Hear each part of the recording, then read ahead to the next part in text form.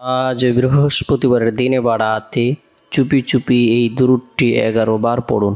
গায়েবী সাহায্য আসবে, ঋণ পরিশোধ হবে, দোয়া কবুল হবে, ভাগ্য খুলে যাবে, আশা আকাঙ্ক্ষা পূরণ হবে। বৃহস্পতিবারের দিন সাপ্তাহিক উত্তম দিনসমূহের মধ্যে অন্যতম একটি দিন। বৃহস্পতিবারের দিন আল্লাহ পাক রব্বুল আলামিন অসংখ্য অগণিত কল্যাণ প্রদান করে থাকেন। বৃহস্পতিবারের দিনটিকে স্বয়ং নবী করিম সাল্লাল্লাহু আলাইহি সাল্লাম গুরুত্ব দিতেন। এই দিনটিকে যদি আমরাও গুরুত্ব দিই, এদিন নফল ইবাদত বন্দেগী করি, নফল নামাজ পড়ি, কোরআন তেলাওয়াত করি, জিকির আজকার করি, তাসবিহ তাহলিল পাঠ করে রব্বুল আলামিনের দরবারে রুনাজারি করি, আল্লাহ পাক রব্বুল আলামিন আপনার আমার জীবনের সকল ধরনের হতাশা, দুর্দশা, পেরেশানি দূর করে দিবেন, গায়েবী সাহায্য প্রদান করবেন। তাই গুরুত্ব সহকারে বৃহস্পতিবারের দিনটিকে গুরুত্ব প্রদান করব, বৃহস্পতিবারের রাতটিকে গুরুত্ব প্রদান করব।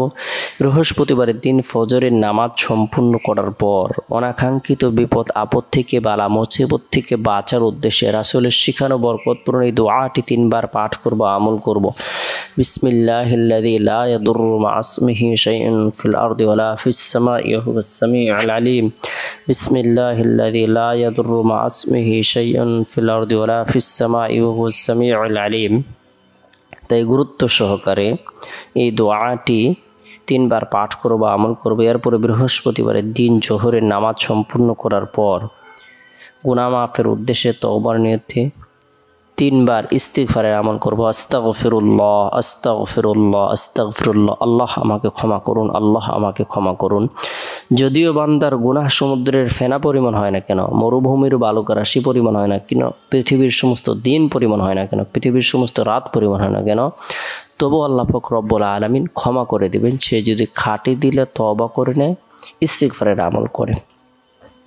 এরপরে বৃহস্পতিবারের দিন আসরের নামাজ সম্পূর্ণ করার পর গুরুত্ব সহকারে একাগ্রতার সাথে মনে প্রাণে বিশ্বাস রেখে আমরা নবী সাল্লাল্লাহু আলাইহি সাল্লামের প্রতি মহব্বত রেখে ভালোবাসা রেখে দুরুদে ইব্রাহিম 11 বার পাঠ করব। আল্লাহুম্মা সাল্লি আলা মুহাম্মাদিন ওয়া আলা আলি মুহাম্মাদ কামা সাল্লাইতা আলা ইব্রাহিম ওয়া আলা আলি ইব্রাহিম ইন্নাকা হামিদুম মাজিদ। اللهم بارك على محمد وعلى آل محمد كما باركت على إبراهيم وعلى آل إبراهيم إنك حميد مجيد।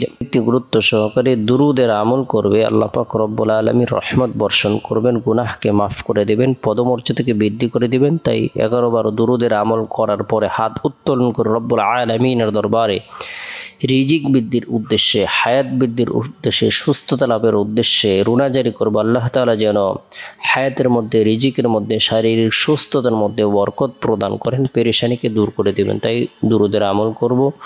এরপরে বৃহস্পতিবারের দিন শেষ হওয়ার পর যে রাত আসে, এই রাতটি হলো ফজিলতপূর্ণ একটি রাত। এই রাতের মধ্যে বিশেষ করে এশারের নামাজ সম্পূর্ণ করার পর গুরুত্ব সহকারে সূরাতুল ইখলাস, সূরাতুল ফালাক, সূরাতুন নাস 3 বার করে তেলাওয়াত করব, আমল করব। উভয় হাতের তালুতে ফু দিয়ে শরীরের যতটুকু অংশ সম্ভব হয় মাসেহ করে নেব। যথাসময়ে আল্লাহর নাম নিয়ে ঘুমিয়ে যাব। আল্লাহুম্মা বিসমিকা মুতু আহিয়া, এই দোয়াটি পাঠ করে ঘুমিয়ে যাব।